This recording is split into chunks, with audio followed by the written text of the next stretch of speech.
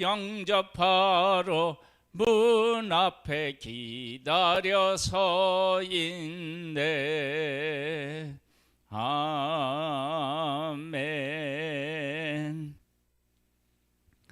사도행전 18장입니다.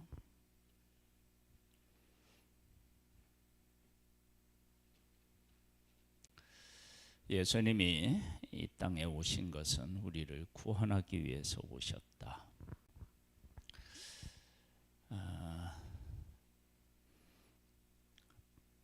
바울을 택하여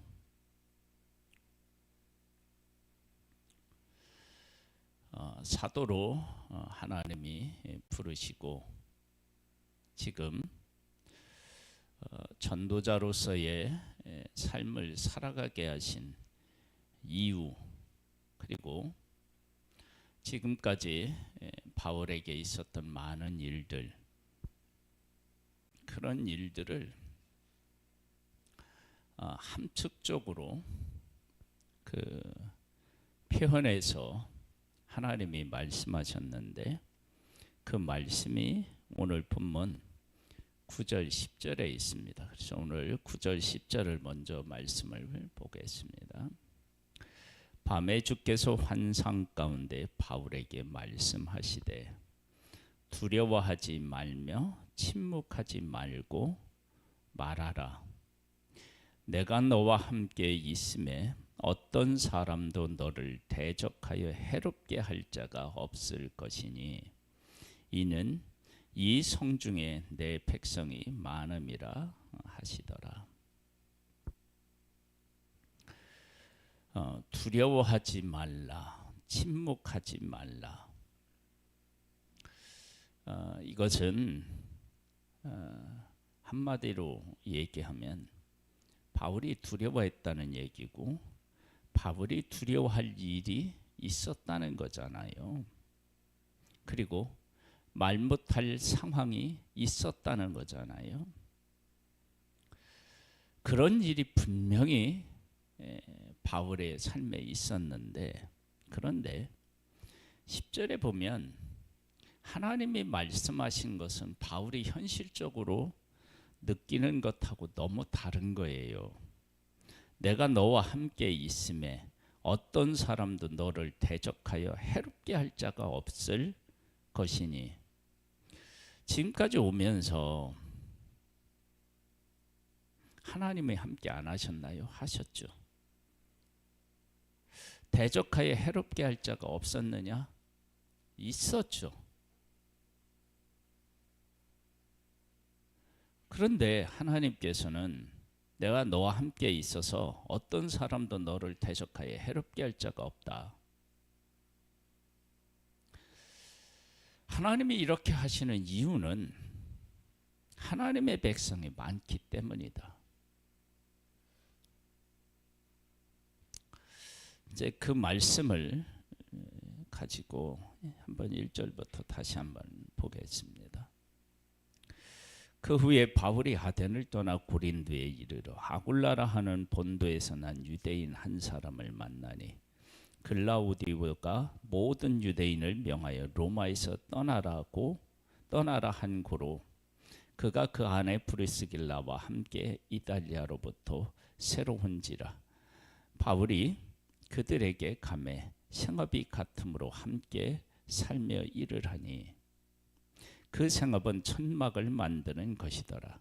안식일마다 바울이 회당에서 강론하고 유대인과 헬라인을 권면하니라. 실라와 디모데가 마게도냐로부터 내려오매 바울이 하나님의 말씀에 붙잡혀 유대인들에게 예수는 그리스도라 밝히 증언하니 그들이 대적하여 비방하거늘 바울이 옷을 털면서 이르되 너희 피가 너희 머리로 돌아갈 것이요 나는 깨끗하니라. 이후에는 이방인에게로 가리라 하고 거기서 옮겨 하나님을 경외하는 디도 유스도라 하는 사람의 집에 들어가니 그 집은 회당 옆이라.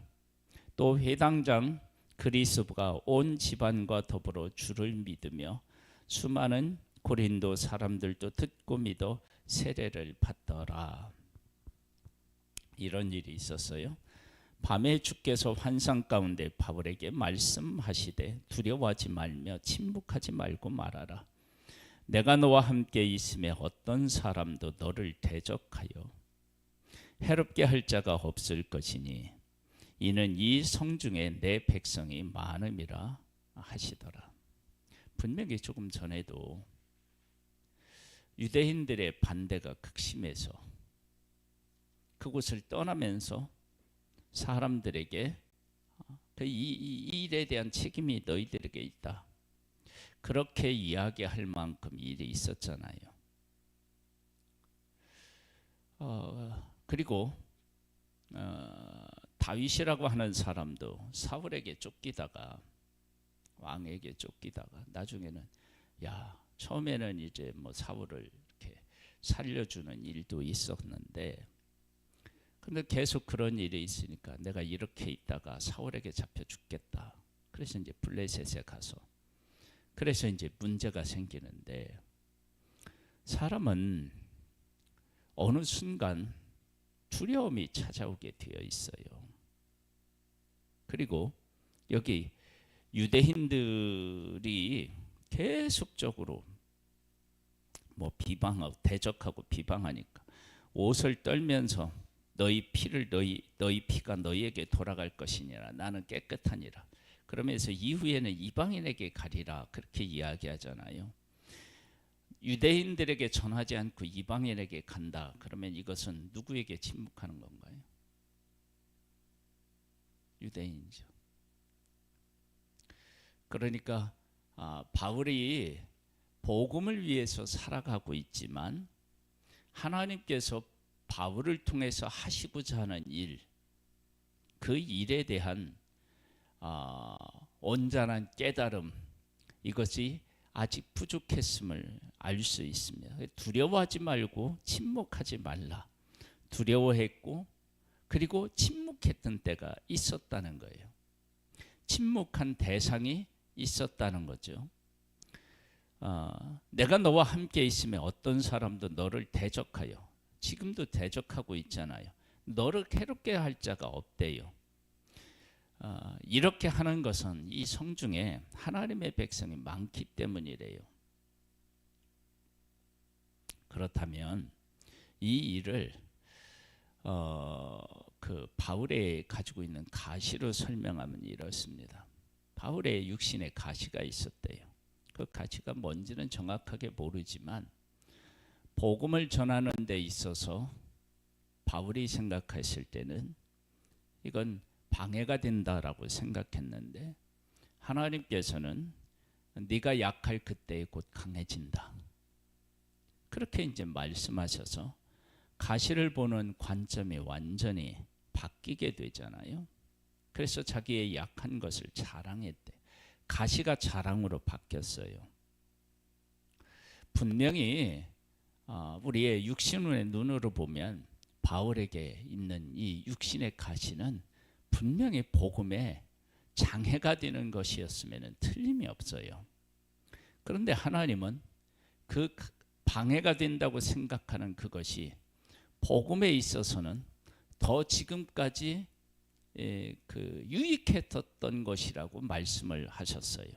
그러면 두려워하지 말며 침묵하지 말고 내가 너와 함께 있음에 어떤 사람도 너를 대적하여 해롭게 할 자가 없을 것이니, 대적하고 해롭게 하려고 했었던 그 모든 것들이 위협으로 바울이 여겨졌다면 하나님은 뭐라고 했냐면 내가 너를 보호한 것이다. 그것은 그렇게 하나님은 바울이 느끼기에는 이것이 위협으로 느꼈는데 하나님은 너와 함께 있어서 너를 대적할 자가 없는 것으로 하나님은 말씀하셨다.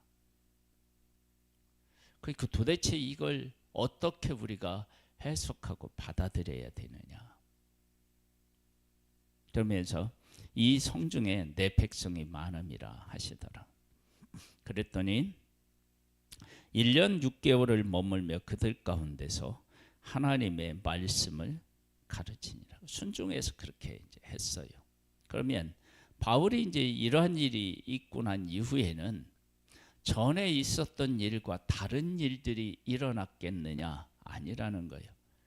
지금까지 있었던 일처럼 앞으로도 그런 일들이 있을 거라는 거예요. 그런데 내가 너와 함께 있음에 어떤 사람도 너를 대적하여 해롭게 할 자가 없을 것이다.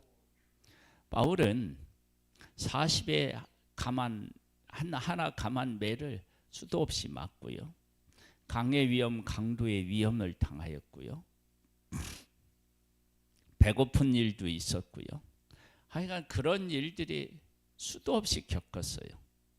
그러면 그 일이 10절 말씀으로 어떻게 우리가 말씀과 어떻게 우리가 이렇게 말씀으로 해석해 보면 그 일을 어떻게 받아들여야 되느냐? 분명히 위협이 존재해요. 그러니까 지금 이 말씀을 듣기 전과 이 말씀을 듣고 난 이후에도 똑같은 일들이 반복되었을 거예요. 근데 하나님은 내가 너와 함께 있어서 어떤 사람도 너를 대적하여 해롭게 할 자가 없을 것이다. 왜냐하면 이 성중에 내 백성이 많기 때문이다. 이것을 그 사도행전 16장으로 우리가 해석해 보면 이런 거예요. 하나님께서 아시아에서 복음을 전하지 못하게 하시고 마게도냐 사람이 손짓해서 도와달라고 하는 것을 통해서 마게도냐 가서 첫 성이제 빌립보에서 복음을 전하게 되다가 하나님의 사람들도 만나지만 잡혀서 매를 맞고 옥에 갇혀요. 그곳에서 그들은 찬송해요. 그곳에서 매를 맞고 깊은 옥에 갇혔는데 그리고 찾고 갇혔는데 찬양을 해요. 두려움을 이긴 거예요. 그리고 그곳에서 어떤 일이 일어났느냐? 간수와 그에 속한 가족들이 구원받는 일이 생겼어요. 그러면 이 16장에 일어났었던 이 일을 가지고 이 10절 말씀을 대입해 보면은 분명히 핍박을 받았어요. 그런데 핍박을 통해서 그가 들어간 감옥, 그리고 그 감옥에 갇히면서 있었던 만나게 됐던 이 간수, 이가 바울이 갇히지 않거나 그랬으면 이런 일이 없었을 거예요. 그러면 이 간수가 자기 집에 속한 사람들을 다 불러들여 말씀을 듣고 예수 그리스도를 믿었다 그러면 하나님께서 그 간수와 그 가족, 그에게 속한 사람을 하나님의 백성으로 선택하셨다는 거야. 근데 그렇게 그 사람들을 만나러 가려면 그냥 가는 수가 없어요. 바울이 겪었던 그런 일들을 통해서 그에게 가는 거예요. 예수님이 이 땅에 오셨을 때 우리를 구원하기 위해서 고난의 길, 그리고 십자가에서 죽음의 길 가셔야만 이게 우리에게 구원을 받을 수 있잖아요. 우리의 죄를 대신 짊어지시고 십자가에서 죽으셔서 죄의 대가를 지불하셔야 되는 것처럼 하나님의 백성을 구원하기 위해서 치러야 될 대가는 그것은 해롭게 하는 일이 아닌 거예요. 그냥 그것은 과정인 거예요. 과정. 그래서 예수님이 십자가를 지실 때 나를 해할 권세, 나를 어떻게 하는 그 권세, 이런 것들이 다 누구로부터 와요? 하나님으로부터 오잖아요. 그래서 하나님이 허락하지 않으면 그 누구도 예수님을 해할 권세를 가질 수가 없는 거예요. 그러면 사람들이 예수님을 해하려고 했던 그 모든 일들은 우리의 죄를 짊어지신 예수님이 죄의 대가를 지불하고 계시는 그런 일들이라는 거예요. 그러니까 예수님을 해하려고 한 것이 예수님의 해를 당하신 것이 아니라 우리의 죄의 대가를 지불하고 계시는 거였다고요. 그건 완전히 그건 다른 거죠. 그래서 예수님을 밀어뜨려서 죽이려고 할 때 예수님이 그들을 지나서 가시는 그런 모습들을 보게 돼요. 이것은 그렇게 죽으시는 것은 죄의 대가를 짊어지고 죽으시고 고난당하는 것이 아니었죠. 그러니까 지금 바울이 겪고 있는 모든 일들은 다 뭐냐면 하나님의 백성이 하나님께서 하나님의 백성을 부르시는 과정이었다는 거예요. 그 중에서 고난이 있는데요. 네, 맞아요. 고난이 있어요. 그러나 그 고난은 하나님께서 하나님의 백성을 구원하는 그런 과정이었지, 그것을 그 백성이 없다 그러면 그런 고난을 겪을 일도 없었던 거죠.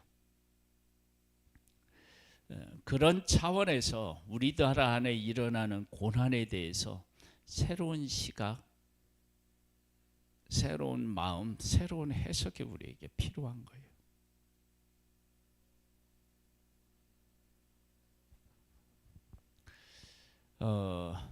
여인이 해산을 해요. 해산에 고통이 있어요. 우리는 고통에 주목하나요? 새 생명에 주목하나요?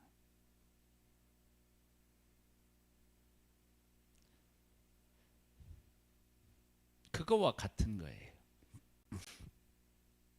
그러니까 하나님이 함께 계셔서 너를 대적하고 해롭게 할 자가 없을 것이라고 하는데, 사실은 이 말씀 이전에도 있었고요, 이 말씀 이후에도 있어요. 그런데 해롭게 하려고 했었던 그 많은 일들이 하나님이 하나님의 백성을 부르는 과정인 것이지, 그런 것이 없으면 그 일들을 겪을 필요가 없었던 거예요.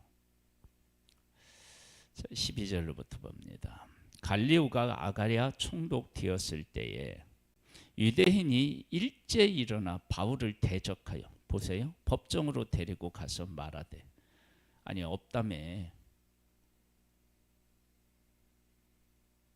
근데 금방 있잖아요. 그 다음 절에 말이 안 되는 거, 앞뒤가 안 맞아요.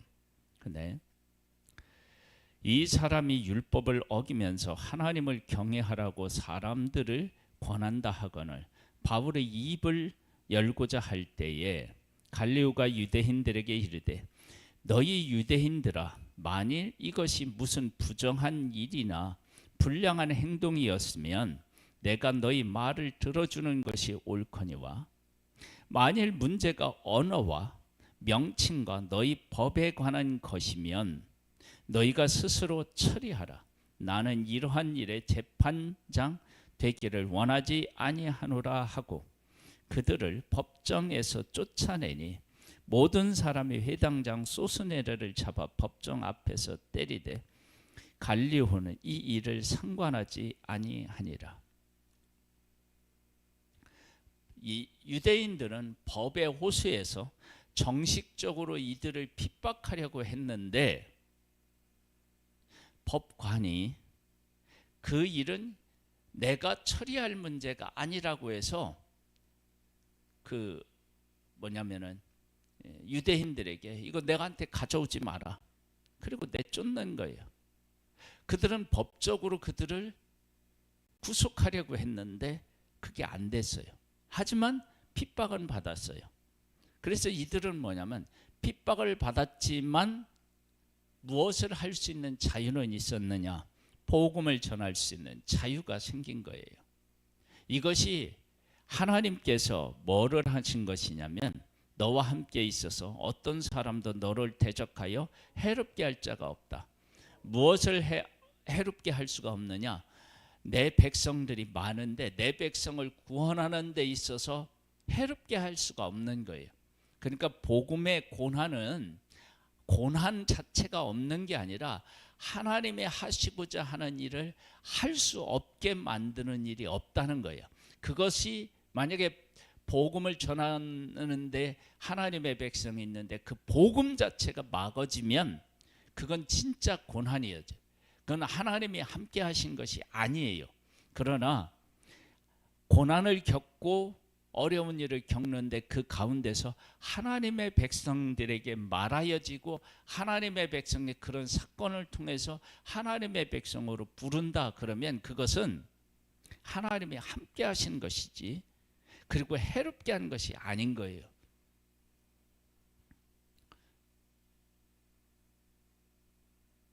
이해가 되나요?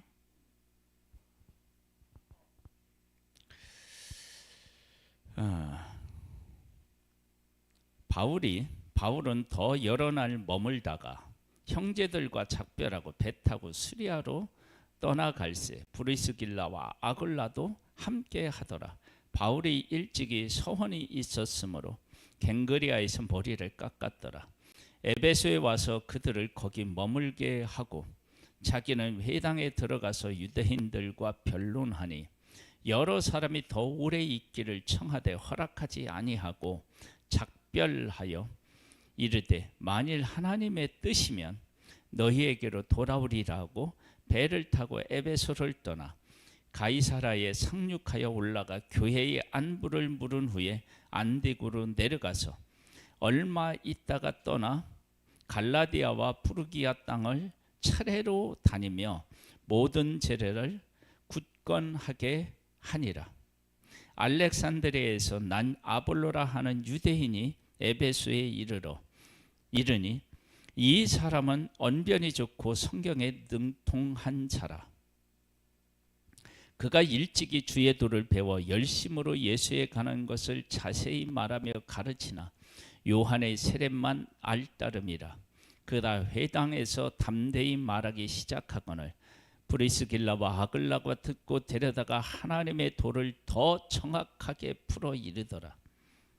아볼로가 아가야로 건너가고자 하므로 형제들이 그를 격려하며 제자들에게 편지를 써 영접하라 하였더니 그가 가매 은혜로 말미암아 믿는 자들에게 많은 유익을 주니 이는 성경으로서 예수는 그리스도라고 증언하며 공중 앞에서 힘있게 유대인의 말을 이기미러라. 자, 우리 좀 전에 나눴던 이야기를 좀 더 다른 각도로 다른 사건으로 설명하면 이스라엘 백성들이 애굽에서 나와서 광야를 지나서 약속의 땅에 가요. 광야는 분명히 힘든 곳이었어요. 그런데 광야는 하나님의 보호와 인도, 은혜와 긍휼이 가득 찬 곳이었어요. 그리고 그들은 그곳에서 하나님의 군대로 다시 태어나고 있었어요. 광야는 어떤 곳인가요?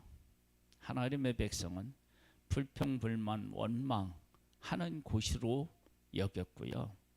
하나님은 그곳을 하나님의 은혜로 채워줘서 하나님의 백성이 군대로 거듭나는 그러한 곳으로 하나님은 광야를 그렇게 이용하셨어요.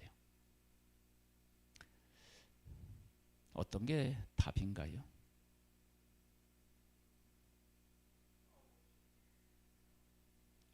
우리는 지금 삶에서 여러 가지 어려움을 겪습니다. 두려워할 일들이 있고요. 말하고 싶지 않은 일을 당합니다. 그런데 하나님은 내가 너와 함께 있다. 어떤 사람도 너를 대적하여 해롭게 할 자가 없다. 그런데 바로 바울을 대적해 법정에 세웠대요. 이거 어떻게 되는 겁니까? 이 모든 과정은 다 하나님께서 하나님의 백성을 부르는 하나의 과정이었어요. 해롭게 할 자가 없다는 것이 육신의 어떠한 어려움도 겪지 않는다는 얘기 아니라 하나님께서 하나님의 백성을 구원하는 데 있어서 너희들이 당하는 고난이 그 백성을 구원하는 일에 있어서 이게 마이너스가 아니라 그 일을 통해서 백성을 구원한다. 그러니까 그것은 해로움 당하는 것이 아니고 내가 내 백성을 구원하는 하나의 과정이다. 예수님의 고난은 분명히 고난이었는데 예수님은 그 고난을 뭐라고 말씀도 하셨느냐? 그러면 해를 받으실 것을 분명히 말씀하셨어요. 고난당하는 것이 해에 맞아요. 그런데 예수님은 그때를 영광을 얻을 때라고 말씀하죠.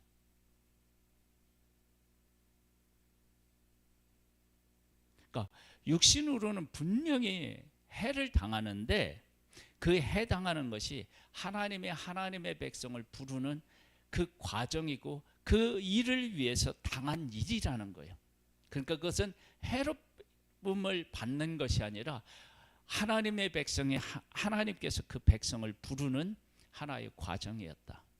우리가 예수님을 믿고 따르면서 이 일에 대한 이해가 없으면 예수님을 믿고 따르는 일이 정말 어렵습니다. 두려움으로 가득한 환경이고 침묵할 수밖에 없는 환경이지만 그러나 하나님 안에서 보면 내가 너와 함께 있고 너를 해칠 자가 없고 그리고 내가 그 일을 통해서 내 백성을 부르고 있다. 그렇게 말씀하십니다.